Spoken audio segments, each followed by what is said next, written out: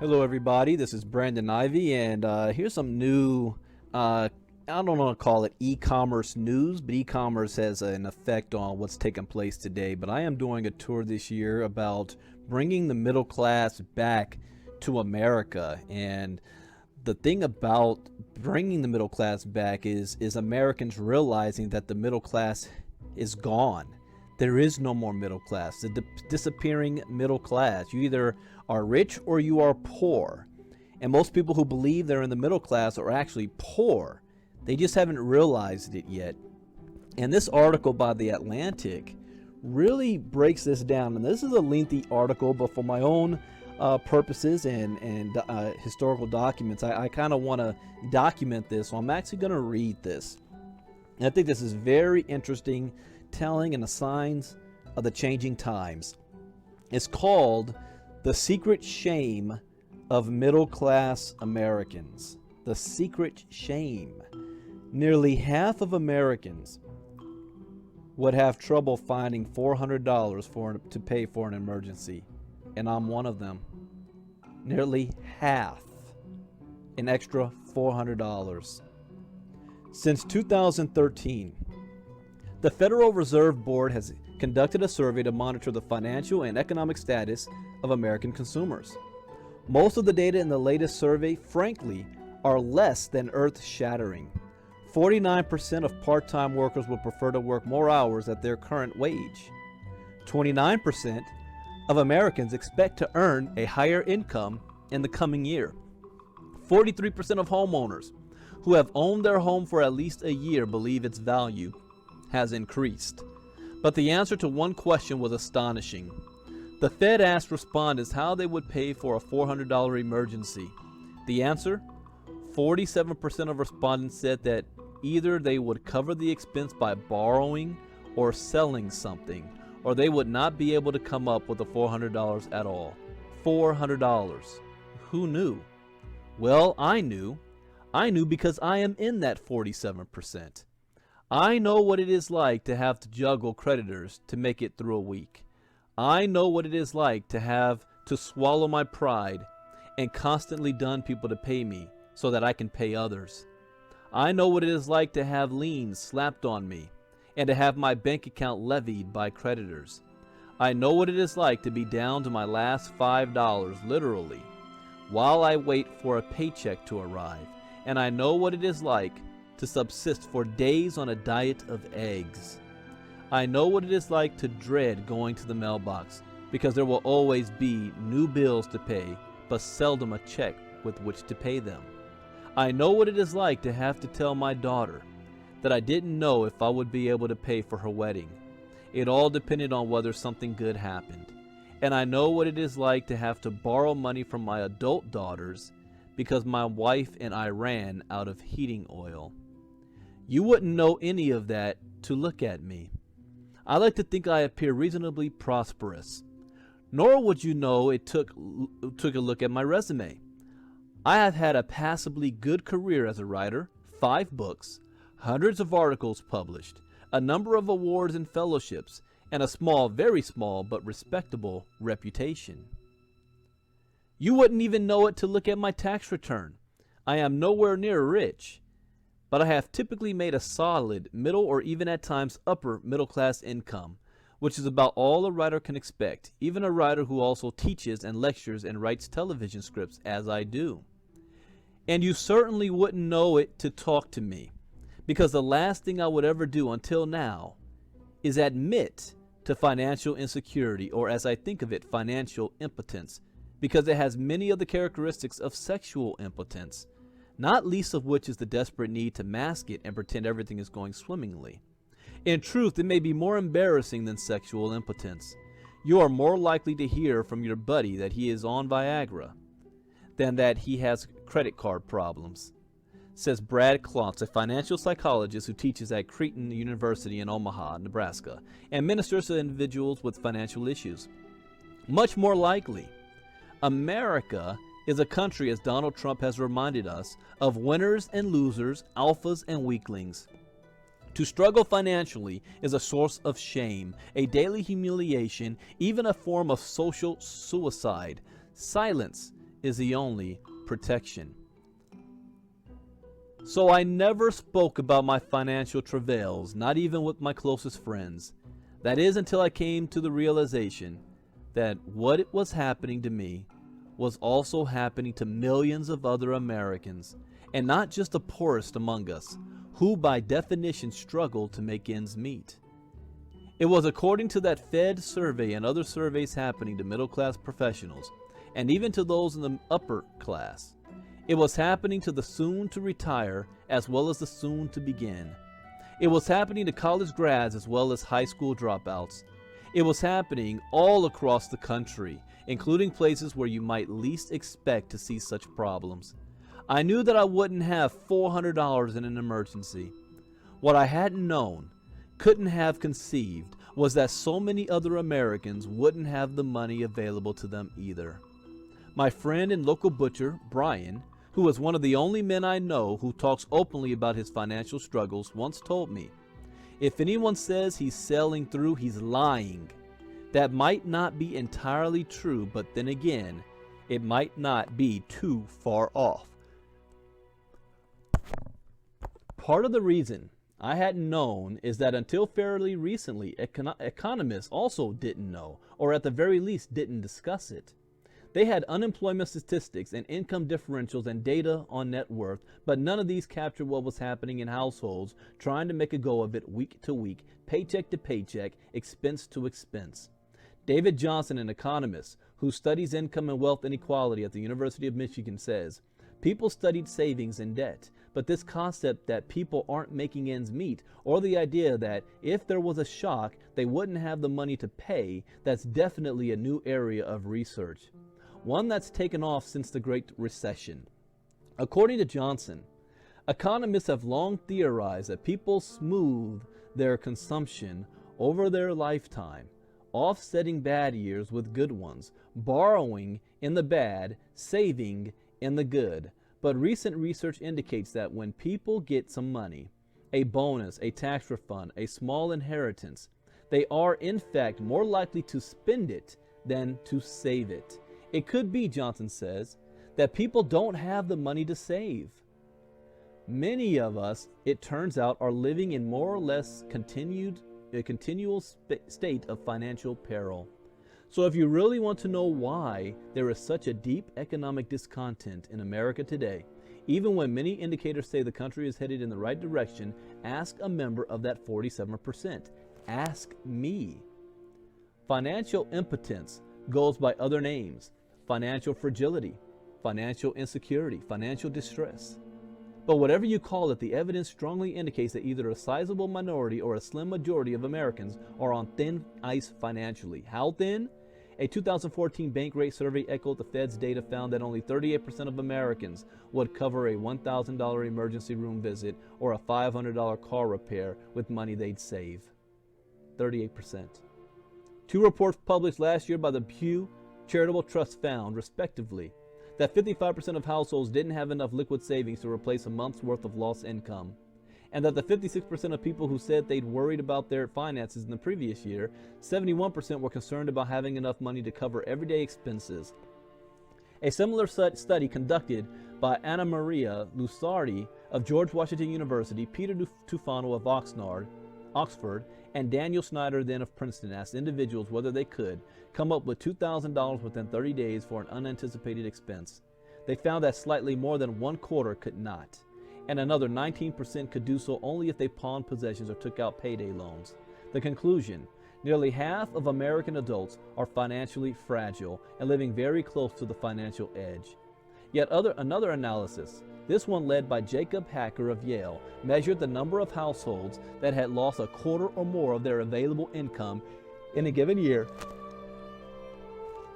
income minus medical expenses and interest on debt, and found that in each year from 2001 to 2012, at least 1 in 5 had suffered such a loss and couldn't compensate by digging into savings.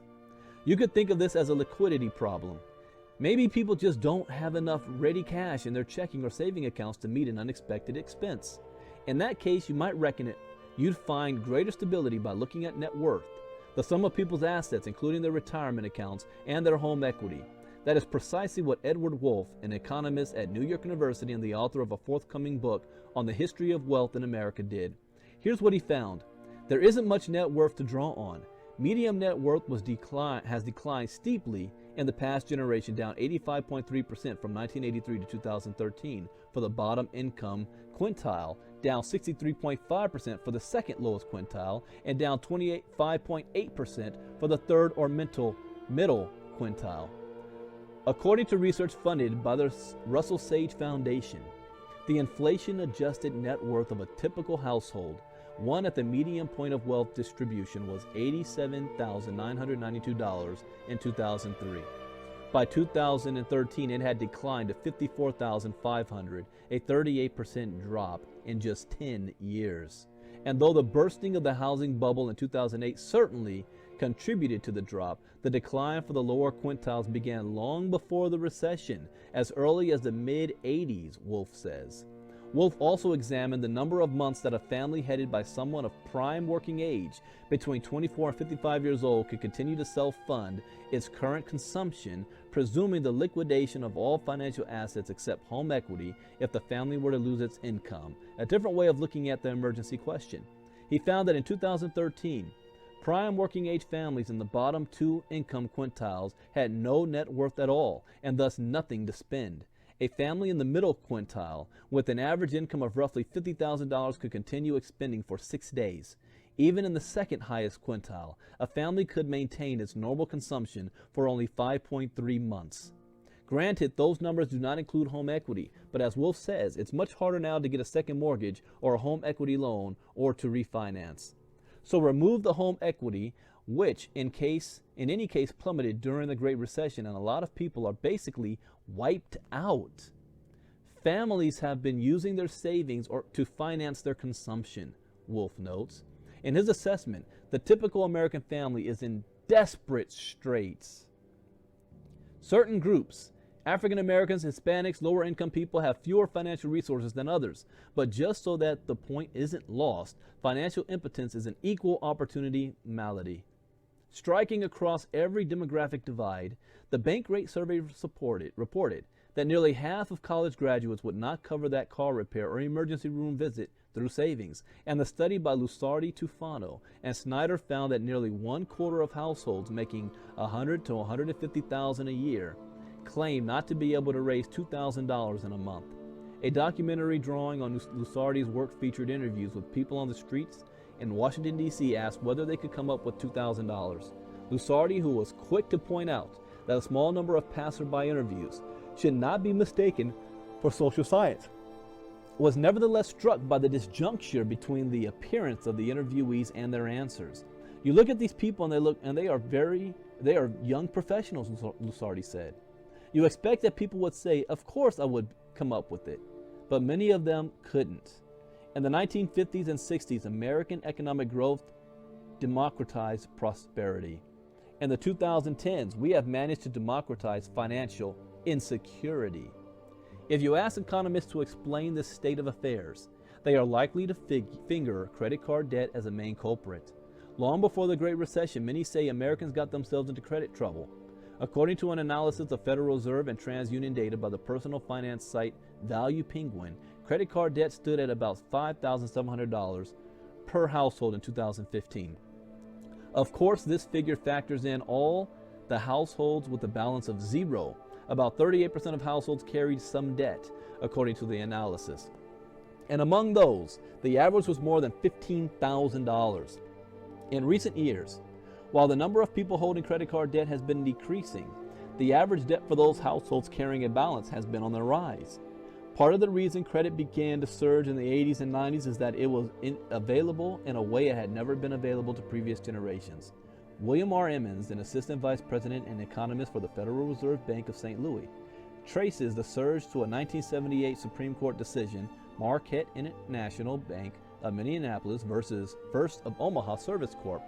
The court ruled that state usury laws, which put limits on credit card interest, did not apply to nationally chartered banks doing business in those states. that effectively let big national banks issue credit cards everywhere at whatever interest rates they wanted to charge, and it gave the banks a huge incentive to target vulnerable consumers just the way Emmons believes vulnerable homeowners were targeted by subprime mortgage lenders years later. By the mid-'80s, credit debt in America was already soaring. What followed was the so-called Great Moderation, a generation-long period during which recessions were rare and mild, and the risk of carrying all that debt seemed low. Both developments affected savings. With the rise of credit in particular, many Americans didn't feel as much need to save. And put simply, when debt goes up, savings go down. As Bruce McClary, the Vice President of Communications for the National Foundation for Credit Counseling, says, during the initial phase of the Great Recession, there was a spike in credit use because people were using credit in place of emergency savings. They were using credit as a life raft. Not that Americans, or at least those born after World War II, had ever been especially thrifty. The personal savings rate peaked at 13.3% in 1971, before falling to 2.6% in 2005. As of last year, the figure stood at 5.1%, and according to McClary, nearly 30% of American adults don't save any of their income for retirement. When you combine high debt with low savings, what you get is a large swath of the population that can't afford a financial emergency. So who is at fault? Some economists say that although banks may have been pushing credit, people nonetheless chose to run up debt, to save too little, to leave no cushion for emergencies, much less retirement. If you want to have financial security, said Brad Klontz, it is 100% on you. One thing economists adduce to lessen this responsibility is that credit represents a sea change from the old economic system, when financial decisions were much more constrained, limiting the source of trouble that people could get themselves into, a sea change for which most people were ill prepared. It is ironic that as financial products have become increasingly sophisticated, theoretically giving individuals more options to smooth out the bumps in their lives, something like the opposite seems to have happened, or at least for many. Indeed, Anna Maria Lusardi and her colleagues found that in general, the more sophisticated a country's credit and financial markets, the worse the problems of financial insecurity for its citizens. Why? Lusardi argues that as the financial world has grown more complex, our knowledge of finances has not kept pace. Basically, a good many Americans are financially illiterate, and this illiteracy correlates highly with financial distress.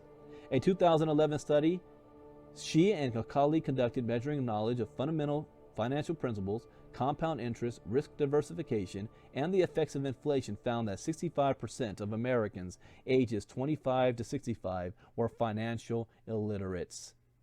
Choice, often in the face of ignorance, is certainly part of the story. Take me, I plead guilty. I am a financial illiterate, or worse, an ignoramus. I don't offer that as an excuse, just as a fact. I made choices without thinking through the financial implications, in part because I didn't know about those implications, and in part because I assumed I would always overcome any adversity should it arrive. I chose to become a writer because which is a financially perilous profession, rather than doing something more lucrative. I chose to live in New York rather than in a place with a lower cost of living. I chose to have 2 children. I chose to write long books that required years of work, even though my advances would be stretched to the breaking point, and it turned out beyond. We all make those sorts of choices, and they obviously affect, even determine our bottom line. But without getting too metaphysical about it, these are the choices that define who we are. We don't make them with our financial well-being in mind, though maybe we should. We make them with our lives in mind. The alternative is to be another person. But even having made those choices, which involved revolving credit for the better part of my life, I was not drowning in debt, maybe treading in it, okay, barely treading. Until about 5 years ago, when I stopped using my credit cards altogether and started paying them off little by little with the help of a financial counselor, I'd always managed to pay at least the monthly minimum, and sometimes more. I didn't have savings, but not because I thought I could rely forever on credit, instead, or because I chose to spend my money extravagantly rather than salt it away. In retrospect, of course, my problem was simple. Too little income, too many expenses. Credit enabled me to forestall this problem for a time, and also to make it progressively worse. But the root of the problem was deeper. I never figured out that I wouldn't earn enough. Few of us do. I thought I'd done most of the right things. I went to college, got a graduate degree, taught for a while, got a book contract, moved to a small, inexpensive, rent-controlled apartment in Little Italy to write, got married, and bumped along until I landed a job on television. Those of you with elephant memories may remember that for 3 years, I was one of the replacements for Gene Siskel and Roger Ebert on the PBS movie review show Sneak Previews. Then my wife and I bought a small co-op apartment in Brooklyn, which we could afford, and had our 2 daughters. My wife continued to work and we managed to scrape by, though child care and then private schools crimped our finances. No, we didn't have to send our girls to private schools. We could have sent them to the public school in our neighborhood, except that it wasn't very good. And we resolved to sacrifice our own comforts to give our daughters theirs. Some economists attribute the need for credit and the drive to spend with the keeping up with the Joneses syndrome, which is so prevalent in America. I never wanted to keep up with the Joneses, but like many Americans, I wanted my children to keep up with the Joneses' children, because I knew how easily my girls could be marginalized in a society where nearly all of the rewards go to a small, well-educated elite. All right, I wanted them to be winners. Still, we moved to the tip of Long Island in East Hampton, where we wouldn't have to pay that exorbitant private school tuition, and where my wife could eventually quit her job as a film executive to be with the children. The loss of her income offset a little by not having to pay for childcare. When people look at me admiringly after I tell them I live in the Hamptons, I always add, we live there full-time like the poor people, not only in the summer like the rich people. We rented a house and made a go of it. After Martin Scorsese bought the movie rights to my biography of the gossip columnist Walter Winchell, we even managed to put together a down payment to buy the house we'd been renting. But the problem with finances is that life doesn't cooperate. In our case, I have a feeling in the case of just about every American, there were unforeseen circumstances. I couldn't sell our co-op in the city. Because the co-op board kept rejecting the buyers, which meant I had to carry 2 mortgages for years. The housing market in New York soured, and I eventually sold the apartment for a steep loss because I had no choice. I suppose I could have slashed the price sooner to bring in more would-be buyers. In retrospect, that would have been the wisest choice, but I wanted to cover what I owed the bank. I lost my television job because I was told I wasn't frivolous enough for the medium, which was probably true. Or at least I felt better thinking it was true. I still had my books, but they took longer to write than I had calculated, and cutting corners to turn them out faster I knew would be cutting off my career.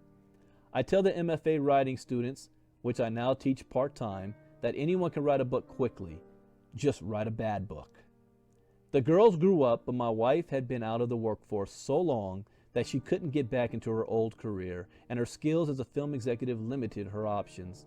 In any case, with my antediluvian masculine pride at stake, I told her that I could provide for us without her help. Another instance of hiding my financial impotence, even from my wife. I kept the books. I kept her in the dark. And then on top of it all came the biggest shock, though one not unanticipated: college. Because I made too much money for the girls to get more than meager scholarships, but too little money to afford to pay for their educations in full, and because another choice, we believed they had earned the right to attend good universities of their choice, we found ourselves in a financial vortex. I am not saying that universities are extortionists, but universities are extortionists. One daughter's college told me that because I could pay my mortgage, I could afford her tuition. In the end, my parents wound up covering most of the costs of the girls' educations.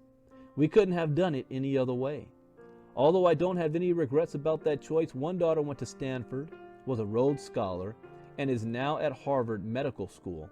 The other went to Emory, joined World Teach and then AmeriCorps, got a master's degree from the University of Texas, and became a licensed clinical social worker specializing in traumatized children. Paying that tariff meant there would be no inheritance when my parents passed on. It meant that we had depleted not only our own small savings, but my parents' as well. There was worse to come. Because I lived largely off the advances my publisher paid me when I commenced research on a book, the bulk of my earnings were lumped into a single year. Even though the advance had to be amortized to last the years it would take to write the book, that meant I was hit by a huge tax bill that first year that I could not pay in full without cannibalizing what I needed to finish the book. When I began writing a biography of Walt Disney, as my two daughters headed toward college, I decided to pay whatever portion of my taxes I could, then pay the remainder, albeit with penalties added, when the book was published and I received my final payment. The problem is that the penalty meter keeps running, which means that the errors continue to grow, which means that I continue to have to pay them. I cannot, as it happens, pay them in full. I suppose that was a choice too. Pay my taxes in full, or hold back enough to write the book and pay my mortgage and buy groceries. I did the latter. And so the hole was dug, and it was deep, and we may never claw our way out of it. Perhaps none of this would have happened if my income had steadily grown, the way incomes used to grow in America. It didn't, and they don't. There was a good year here or there, another television job, a new book contract, that movie sale, but mostly my wages remained steady, which meant that, when adjusted for inflation, their buying power dipped. For magazine pieces, I was making exactly what I had made 20 years earlier, and I wasn't alone. Real hourly wages, that is, wage rates adjusted for inflation, peaked in 1972. Since then, the average hourly wage has essentially been flat. These figures do not include the value of benefits, which has increased. And so the hole was dug, and it was deep, and we may never claw our way out of it. I just wanted to say that one more time.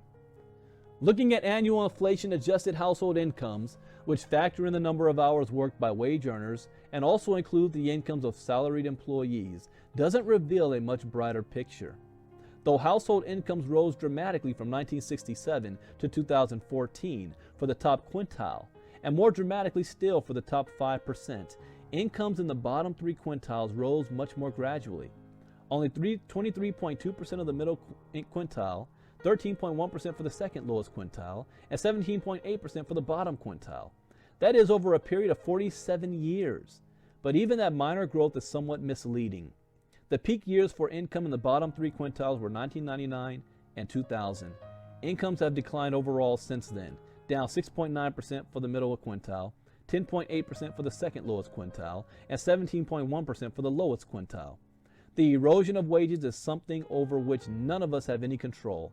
The only thing one can do is work more hours to try to compensate. I long since made that adjustment. I work 7 days a week from morning to 8. There is no other way. There is another way, actually. They just don't know it. Home-based business. But then again, this guy is a writer. He is his own boss with limitations. And still, it isn't enough. In a 2010 report titled Middle Class in America, the U.S. Commerce Department defined that class less by its position on the economic scale than by its aspirations. Home ownership, a car for each adult, health security, a college education for each child, retirement security, and a family vacation each year. By that standard, my wife and I do not live anywhere near a middle-class life, even though I earn what would generally be considered a middle-class income or better. A 2014 analysis by USA Today concluded that the American dream, defined by factors that generally corresponded to the Commerce Department's middle-class benchmarks, would require an income of just more than $130,000 a year for an average family of four. Median family income in 2014 was roughly half that. In my house, we have learned to live a no-frills existence. We halved our mortgage payments through a loan modification program. We drive a 1997 Toyota Avalon with 160,000 miles that I got from my father when he died. We haven't taken a vacation in 10 years. We have no credit cards, only a debit card. We have no retirement savings because we emptied a small 401k to pay for our younger daughter's wedding. We eat out maybe once every 2 or 3 months. Though I was a film critic for many years, I seldom go to the movies now. We shop sales. We forego house and car repairs until they are absolutely necessary. We count pennies. I don't ask for or expect any sympathy. I am responsible for my own quagmire and no one else.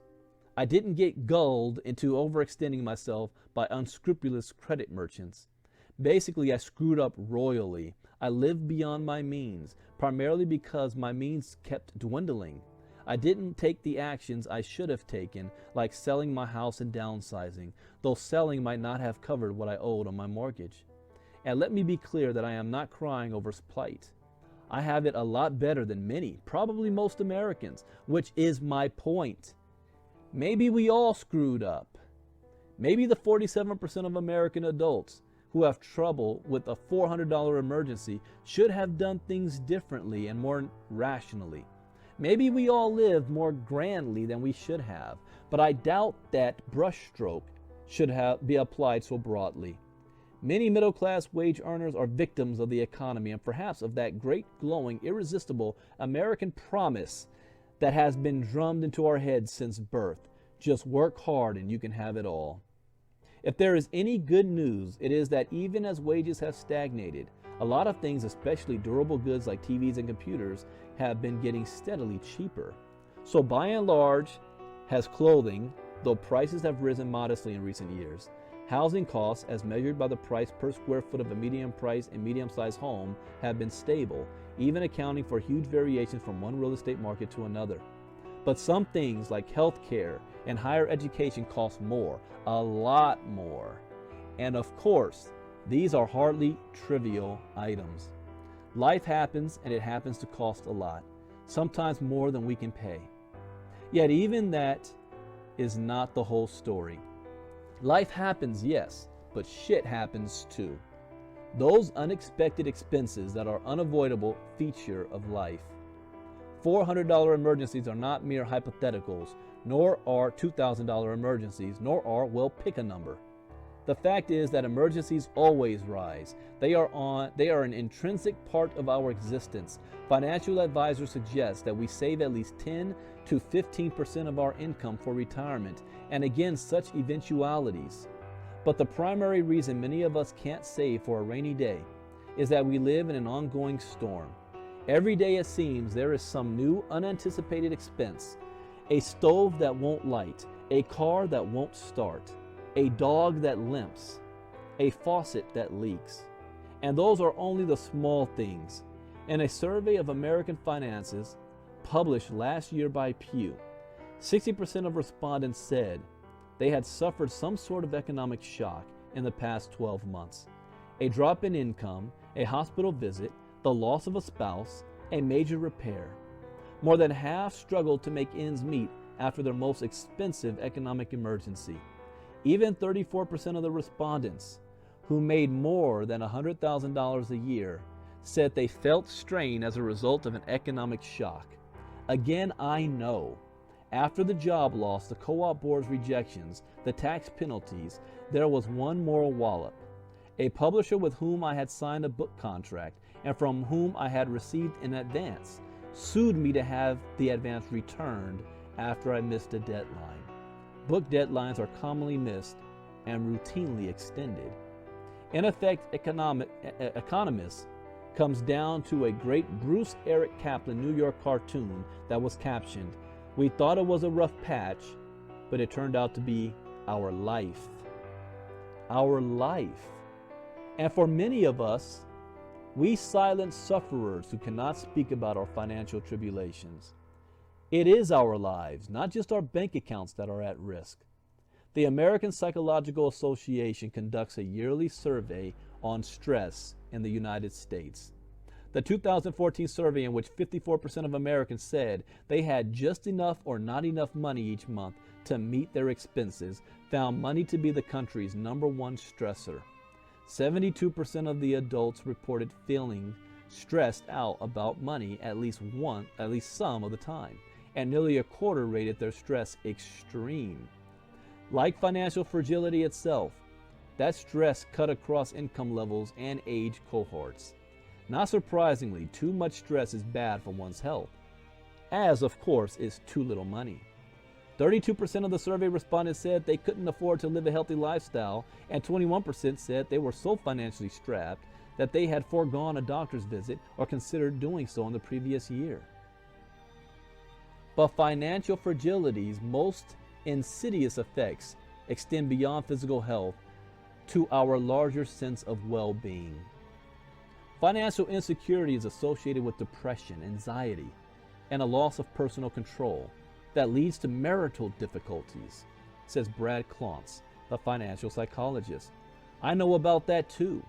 Money may change everything, as Cyndi Lauper saying, but lack of money definitely ruins everything. Financial impotency casts a pall of misery. It keeps you up at night and makes you not want to get up in the morning. It forces you to recede from the world. It eats at your sense of self-worth, your confidence, your energy, and worst of all, your hope. It is ruinous to relationships, turning spouses against each other in tirades of calumny and recrimination, and even children against parents, though thankfully that is one thing that never happened to me. The rest, however, did happen and still does. I consider myself pretty tough and resilient. But what of those who aren't? To fail, which by many economic standards a very large number of Americans do, may constitute our great secret national pain, one that is deep and abiding. We are impotent. And while the affliction is primarily individual and largely hidden from public view, it has perhaps begun to diminish our national spirit. People want to feel, need to feel, that they are advancing in this world. It is what sustains them. They need to feel that their lives will improve, and even more, that their lives of their children will be better than theirs, just as they believe that their own lives will be better than their parents. But people increasingly do not feel that way. A 2014 New York Times poll found that only 64% of Americans said they believed in the American dream, the lowest figure in nearly 2 decades. I suspect our sense of impotence in the face of financial difficulty is not only a source for disillusionment, but also a source for anger that now infects our national politics, an anger that gets displaced onto undocumented immigrants or Chinese trade or President Obama, precisely because we are unable or unwilling to articulate its true source. As the Harvard economist Benjamin M. Friedman wrote in his 2005 book, The Moral Consequences of Economic Growth, merely being rich is no bar to a society's retreat into rigidity and intolerance once, though, of its citizens lose the sense that they are getting ahead. We seem to be at the beginning of just such a retreat today. The beginning. At the point where simmering financial impotence explodes into political rage. Many Americans still remain optimistic, at least publicly. In a 2014 Pew survey revealing that 55% of Americans spend as much as they make each month, or more, nearly the exact same percentage say they have favorable financial circumstances, which may just mean some of them are too frightened to admit they don't, or perhaps they are just too financially illiterate to understand the severity of their predicament. Many of the scholars, that was a powerful statement right there. Let me read that one more time. Perhaps they are just too financially illiterate to understand the severity of their predicament. Many of the scholars I have talked with are optimistic too. People have this ingenuity to solve so many problems. Anna Maria Lusardi told me, I think we are finally getting it that the brain does not work around money naturally, Brad Klontz said, believing that Americans are realizing they have to take more control of their financial lives. But optimism won't negate the fact that wages continue to stagnate, that the personal savings rate remains low, and that a middle-class life seems increasingly hard to maintain. A pre-recession survey by the Consumer Federation of America and the Financial Planning Association found that 21% of Americans felt the most practical way for them to get several $100,000 was to win the lottery. I try to hang on to the hope myself, while still being a realist. Yet hope doesn't come easily anymore, even in a nation of dreamers and strivers and idealists. What so many of us have been suffering for so many years may just seem like a rough patch, but it is far more likely to be our lives. We are financially impotent and don't even know it.